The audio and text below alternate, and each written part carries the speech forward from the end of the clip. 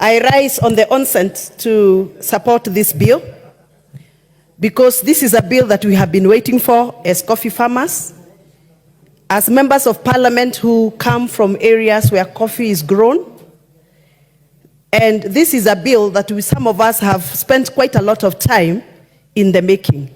I remember we attended the Meru Coffee Conference to give our input to the formation of this bill. And I'm very excited that, Madam Speaker, finally this bill has seen the light of day, and it is my hope and sincere trust that we are going to do all it takes to make sure that the coffee bill becomes a law.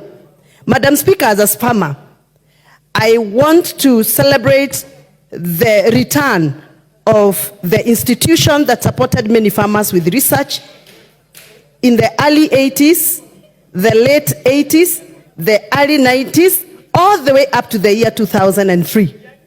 This is when the Coffee Research Foundation was functional.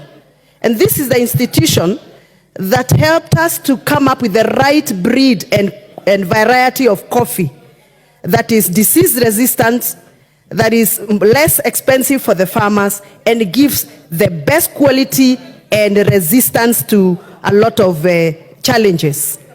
I am happy that Coffee Research Institute, hoping that it is still going to be domiciled where the Coffee Research Foundation buildings are, and I am happy and excited if it is going to be domiciled there, because majority of the people who worked there were my voters from Githunguri.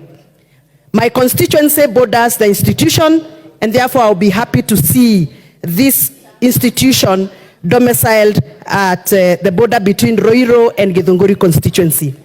Madam Speaker, I am happy because finally coffee farmers will have seedlings.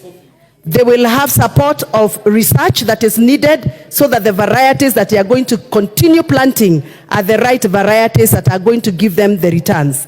Madam Speaker, I'm also very excited because I can see the bill has proposed the return of Coffee Board of Kenya, the institution that excelled coffee farming in Kenya in the early 2000s and the late 1990s, when our farmers earned a lot of money from the marketing activities that were done by the Coffee Board of Kenya.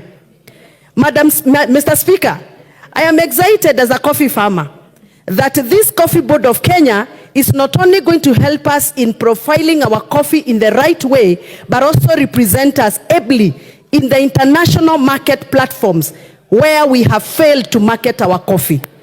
I am excited as a farmer that the aspect of introducing direct sales for Kenyan coffee farmers is now something that is acceptable by law.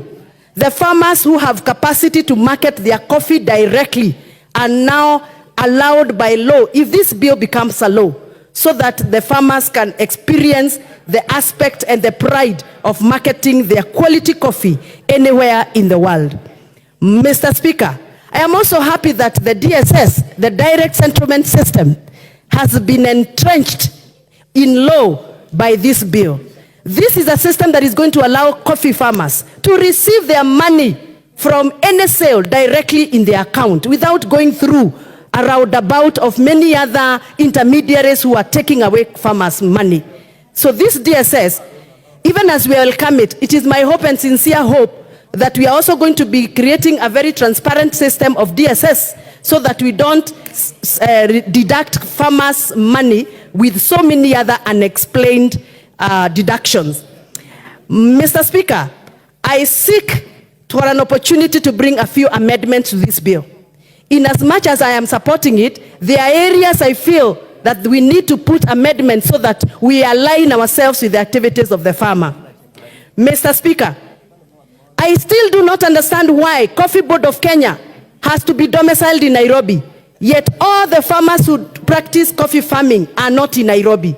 Why can't the main headquarters of Coffee Board of Kenya be domiciled in Meru, in Nyeri, in Trans Nzoia, in Baringo, where we also have coffee? Why must we bring Coffee Board of Kenya offices in Nairobi, yet the farmers are in the villages?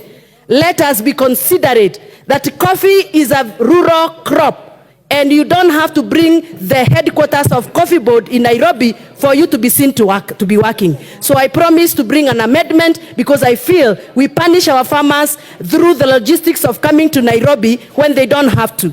Mr. Speaker, I also don't understand why coffee as a sector, as a subsector, has to be subjected to the bureaucracies of 4 ministries. For you to be able to achieve anything in the coffee subsector, coffee is under trade, it is under Ministry of Cooperative, Ministry of Agriculture, and Treasury. And by the way, also county government is involved. So whenever farmers, coffee farmers want something, they have to be staggered in all those 4 ministries for them to be able to achieve anything. Why can't we domicile coffee in one ministry? Why can't we say every other activity of coffee is under one ministry called Ministry of Agriculture or Ministry of Cooperative? And final, these bureaucracies, Mr. Speaker, create a lot of delays. Nothing moves.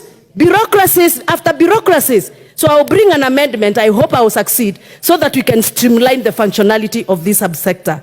Mr. Speaker, last but not last, there is a clause that indicates that for any farmer to cut down a coffee tree, you must get authorization from the county government through the county executive minister. That, to me, is very oppressive. Why must you force a farmer to go and line up in the county government offices if they want to uproot their coffee and plant a new breed? Currently, I'm a coffee farmer. I am already uprooting my old trees to put the new variety because the weather has changed. Do I have to go to the county executive minister of Kiambu County for me to uproot